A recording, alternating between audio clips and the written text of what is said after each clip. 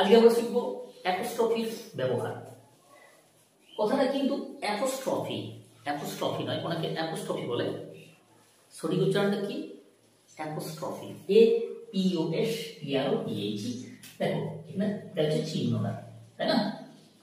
উপরে কমা বসে, তাই না? এরপর দেখো রামস বুক, রহিমস পেন, সীমাস হাউস। রামস বুক, রামের বই, রহিমস পেন, রহিমের কলম, সীমাস হাউস, সীমার বাড়ি। আমরা বলি না?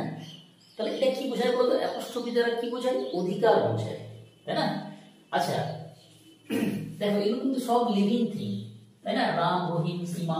এখানে দেখো চেয়ার্স লেগ মানে কি? চেয়ারের পা। ফ্যানস ব্লেড অর্থাৎ ফ্যানের ব্লেড, যে পাখাটা। কথা হচ্ছে যেগুলো লিভিং থিং তার সঙ্গে অ্যাপোস্ট্রফি বসে, যেগুলো নন লিভিং থিং তাদের সঙ্গে অ্যাপোস্ট্রফি বসে না। ঠিক আছে? তাহলে যেগুলো নন লিভিং থিং আমি যেগুলো লিখতে পারি না, চেয়ার্স লেগ হবে না, ফ্যানস ব্লেড হবে না, তাহলে কিভাবে লিখতে হবে? আমাকে লিখতে হবে leg of the chair, blade of the fan.